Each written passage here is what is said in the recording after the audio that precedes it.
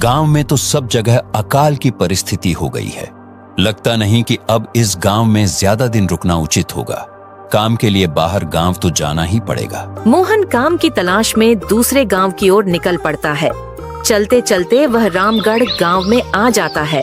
वहां उसका रहने का कोई ठिकाना नहीं था और उसके पास कोई काम भी नहीं था। चलते चलते वह एक अमीर किसान श्यामलाल सेठ के पास आ पहुंचता है। सेठ जी, मैं मोहन दूसरे गांव से आया हूं। हमारे गांव में अकाल की परिस्थिति हो गई है। लोगों के खेत सूखे पड़े हैं। गांव में बूंद बूंद पानी के लिए लोग तरस रहे हैं। अगर मुझे आपके पास कुछ काम मिल जाएगा तो बहुत कृपा होगी बड़े भाई। अरे मोहन, बड़ी कठिन घड़ी में हो तुम। ठीक है, वैसे मेरे पास एक काम तो है, पर लगता नहीं कि तुम वो कर पाओगे। सेठ जी, आप चिंता न करें, मुझे आप कोई भी काम दे सकते हैं। मैं वह काम पूरी मेहनत और ईमानदारी से करूंगा। अच्छा ठीक है मोहन, तो कान खोलकर सुन लो। मेरे पास 50 गाय और 50 भैंस हैं। तुम्हें हर रोज उन जानवरों का गोबर निकालना होगा और रोज सुबह शाम उन्हें चारा पानी देना होगा। महीने के आखिर में तुम्हें इस काम के लिए 200 रुपए मिलेंगे और हाँ, 2 वक्त का खाना भी हमारी तरफ से मुफ्त दिया जाएगा। बोलो, क्या तुम यह काम कर पाओगे? अरे बाप रे, 50 गाय और भैंसों को संभालना आसान काम नहीं है, पर अब मैं कुछ कर भी तो नहीं सकता और ऊपर से सेठ जी 2 वक्त का खाना भी दे रहे हैं। ठीक है सेठ जी, मैं यह काम कर लूंगा, पर एक विनती है। हाँ बोलो मोहन, क्या बात है? अगर आपको समस्या ना हो तो क्या मैं आपके गायों के साथ गौशाला में रह सकता हूँ? सेठ जी, मैं इस गांव में नया हूँ, मेरा रहने का कोई ठिकाना नहीं है। श्यामलाल सेठ थोड़ी देर तक सोचता है और मोहन को ऊपर से नीचे तक देखने के बाद उससे कहता है, ठीक है मोहन, तुम गौशाला में रह सकते हो। जी धन्यवाद सेठ जी। तब से मोहन गौशाला में रहकर अपना काम करने लगता है। वह रोज जल्दी उठकर गाय और भैंसों का गोबर निकालता, उन्हें चारा डालता और समय पर पानी भी पिलाता था। हर रोज मोहन अपना काम ईमानदारी और पूरी मेहनत से करता था। श्यामलाल सेठ को भी मोहन का काम बहुत पसंद आने लगा, क्योंकि वह अपना काम बड़ी सफाई से करता था। एक दिन जगत सेठ भूषण को बुलाकर उससे बोलता है, मोहन, मुझे तुम्हारा काम बहुत पसंद आया है। तुम गाय और भैंसों का अच्छा ख्याल रख रहे हो, इसलिए दूध की गुणवत्ता भी बढ़ गई है और गाय पहले से ज्यादा दूध भी दे रही हैं। इसलिए मैं आज से तुम्हारी तनख्वाह बढ़ाकर पूरे 400 रुपए कर रहा हूँ। आपका बहुत बहुत धन्यवाद सेठ जी। कुछ दिन ऐसे ही बीतने लगते हैं। मोहन श्यामलाल सेठ के पास बहुत मेहनत और ईमानदारी से काम करता है। धीरे धीरे मोहन के पास अच्छा खासा रुपया जमा हो जाता है, जिससे वह अपने लिए छोटा सा रहने लायक एक कुटिया बनवा लेता है। उस गौशाला में सोकर तो नाक से गोबर की गंध अभी भी नहीं जा रही। अब आखिरकार मुझे अपने घर में चैन से सोने को तो मिलेगा। तब से मोहन श्यामलाल सेठ के पास गौशाला में काम करने आता और 2 वक्त का खाना खाकर अपने घर सोने के लिए चला जाता था। कई साल ऐसे ही बीत जाते हैं।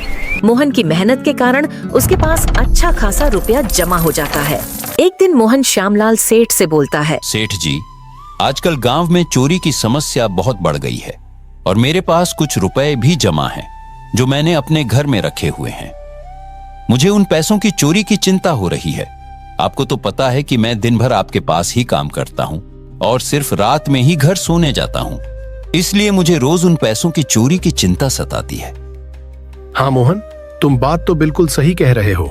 आए दिन गांव में नए नए चोरी के किस्से सामने आ रहे हैं और दिन भर तो तुम्हारा घर खाली ही रहता है, तो चोरी होने की संभावना तो जरूर है। श्यामलाल सेठ थोड़ी देर सोचता है और फिर मोहन से कहता है, देखो मोहन, ऐसे समय में तो गांव में एक ही जगह है जहां पर तुम्हारा धन सुरक्षित रह सकता है, और वो है जमींदार का घर। क्या जमींदार का घर? हाँ मोहन, इस गांव के जमींदार बहुत ईमानदार और दयालु हैं।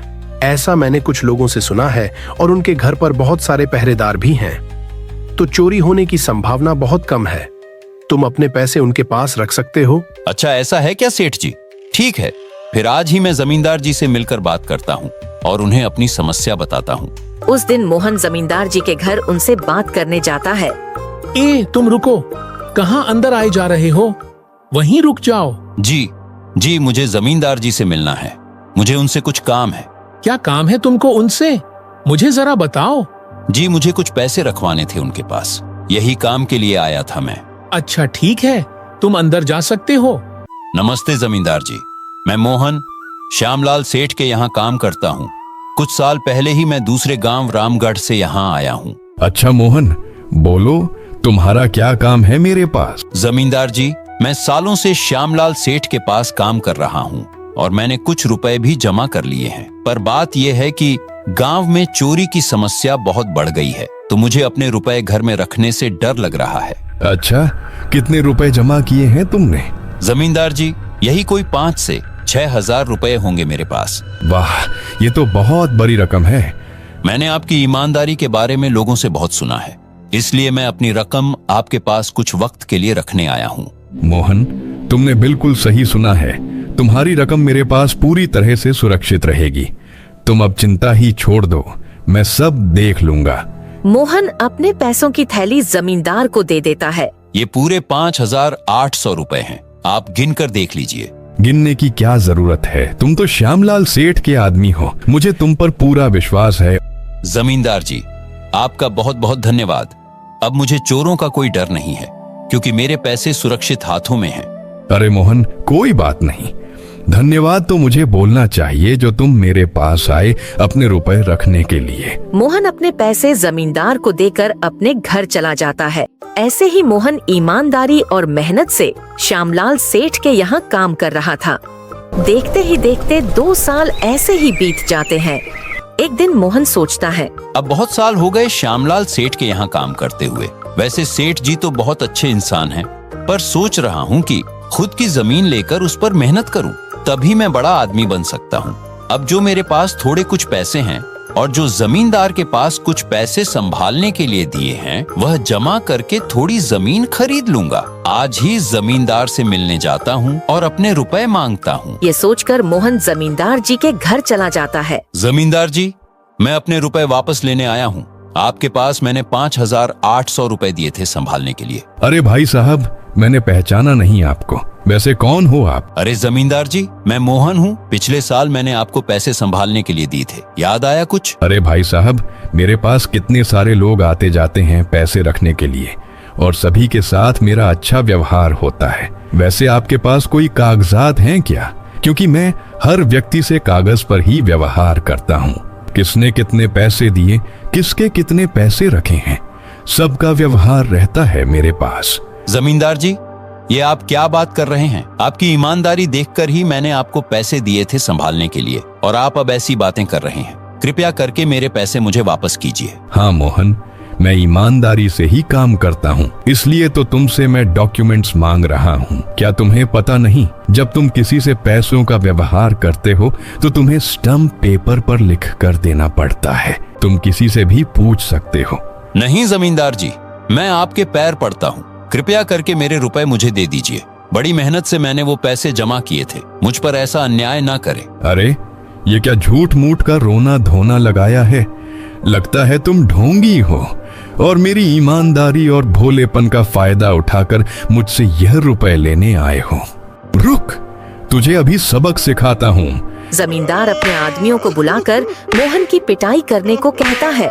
इसे तब तक मारो जब तक यह बेहोश ना हो जाए। इस 2 कौड़ी के आदमी ने मेरी ईमानदारी पर सवाल उठाया है, इसे छोड़ना मत। जमींदार के आदमी मोहन को डंडे से खूब मारते हैं। फिर मोहन दुखी होकर अपने घर चला जाता है। मोहन के शरीर पर घाव के निशान स्पष्ट दिखाई दे रहे थे। 2 दिन से मोहन घाव के दर्द के कारण श्यामलाल सेठ के घर काम के लिए नहीं जा पाता है। इसलिए अगले दिन श्यामलाल सेठ मोहन के पास आ जाते हैं। वह देखते हैं कि मोहन खाट पर सो रहा है और वह बड़ा ही चिंता में नजर आ रहा है। मोहन भाई, तुम 2 दिनों से काम पर नहीं आए, क्या हुआ भाई? तबीयत तो ठीक है ना तुम्हारी? कुछ समस्या है क्या? अरे सेठ जी, आप खुद यहाँ आए हो, आप खबर भिजवाते तो मैं खुद चला आता। अरे मोहन, कोई बात नहीं, तुम्हें देखकर लगता है तुम बीमार हो। क्या हुआ है तुम्हें? श्यामलाल सेठ, क्या बताऊं, जिस जमींदार के पास पिछले साल मैंने अपने पैसे संभालने को दिए थे, वो आज मुझे पैसे वापस नहीं करना चाहता। वो बहुत लालची इंसान है, वो लोगों को ठग रहा है। और जब मैंने बाद में गिड़गिड़ाना शुरू किया तो उसने डंडे से मार मार कर मेरी पिटाई करवा दी और मुझे वहां से धक्के मार कर निकाल दिया। अरे बाप रे, ये तो बड़ा ही गंभीर विषय है। मैंने तो जमींदार के बारे में अच्छा ही सुना था, पर मुझे भी नहीं पता था कि वो इंसान इतना गिरा हुआ है। तभी मैं सोचूं, हर साल उसकी संपत्ति इतनी ज्यादा कैसे बढ़ रही है। मुझे माफ कर दो मोहन, मैंने ही तुम्हें जमींदार के पास जाने को बोला था। गलती तो मेरी भी है। नहीं श्यामलाल सेठ, आप तो मेरा अच्छा ही सोच रहे थे। ये तो उस जमींदार का लालच है। अब लगता नहीं कि मेरे पैसे उस जमींदार से मिलेंगे भी। मोहन, मेरे पास एक तरकीब है जिससे मैं तुम्हारे पैसे तुम्हें वापस दिला सकता हूँ। श्यामलाल सेठ मोहन के कान में सारी तरकीब बताता है। ठीक है सेठ जी, हे ऊपर वाले, यह तरकीब कामयाब होने दीजिए। अगले दिन श्यामलाल सेठ बहुत सारे पैसों को एक सूटकेस में भरकर खुद जमींदार के घर जाता है। अरे श्यामलाल सेठ, आज आप खुद यहाँ? बोलो भाई, इस गरीब के घर कैसे आना हुआ? हमारा तो यह सौभाग्य है कि आप जैसे धनी आदमी के चरण हमारे घर में लगे हैं। नमस्ते जमींदार जी। अरे जमींदार जी, आप तो मुझे अब लज्जित कर रहे हैं। वैसे मैं कुछ महीनों के लिए दूसरे राज्य में व्यापार करने जा रहा हूँ। मैं यह लगभग 50,000 रुपए लाया हूँ। मुझे डर है कि कहीं यह चोरी ना हो जाए। क्या आप मेरे सारे पैसे अपने पास संभाल कर रख सकते हैं? आपके सिवाय इस गांव में और किसी पर भरोसा नहीं कर सकता। अरे श्यामलाल सेठ, यह भी कोई पूछने की बात है? मेरे पास आपके पैसे बिल्कुल सुरक्षित रहेंगे। आप निश्चिंत होकर व्यापार करने जा सकते हैं। इस बार तो बड़ी मछली हाथ लगी है। बार बार ऐसा मौका नहीं मिलता। भारी माल हाथ में लगने वाला है। तभी वहाँ पर मोहन आ जाता है। अरे मोहन, तुम? अच्छा हुआ तुम आ गए। मैं तुम्हारे पास ही आने वाला था। मुझे माफ करना, उस दिन तुम्हें पहचान नहीं पाया। इतने सारे लोग मेरे पास आते हैं तो जरा परेशानी होती है, पर मैं अपनी बातों का बड़ा पक्का हूँ। हाँ रुको, मैं तुम्हारे सारे पैसे अभी देता हूँ। जमींदार मोहन के सारे पैसे उसे लौटा देता है। माफ करना मोहन, मेरे आदमियों ने तुम्हारे साथ उस दिन बदतमीजी की। मैं आज ही उनको काम से निकालता हूँ। मोहन बिना कुछ बोले वहाँ से चला जाता है। अरे क्या बात है जमींदार जी, आप तो अपनी बातों के बहुत पक्के हैं। तो ठीक है, मैं अपने सारे पैसे आपके पास रख सकता हूँ। श्यामलाल सेठ इतना बोल ही रहा था कि तभी वहाँ श्यामलाल सेठ का नौकर आ जाता है। मालिक, अब आपको बाहर के राज्य में जाने की कोई जरूरत नहीं है। अभी अभी व्यापारियों का संदेश आया है और उसने कहा कि वह खुद हमारे गांव आ रहे हैं। अरे ये तो बहुत बढ़िया बात हुई। अब मुझे इतनी दूर नहीं जाना पड़ेगा। सुन रहे हो जमींदार जी, व्यापारी यहाँ आ रहे हैं।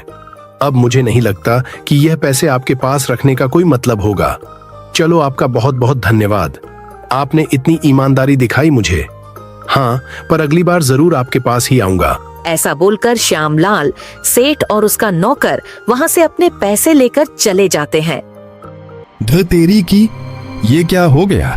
ये 50,000 तो चले गए और जो भूषण के 5,800 हड़प लिए थे वह भी चले गए। आपका बहुत बहुत धन्यवाद सेठ जी। अगर आज आप ना होते तो मेरी सारी जमा पूंजी वो जमींदार हड़प लेता। मोहन, कोई बात नहीं। जो व्यक्ति मेहनत और ईमानदारी से कमाता है, ऊपर वाले उसका कभी बुरा नहीं होने देते, और जो हराम की कमाई का खाता है उसका कभी अच्छा नहीं होने देते।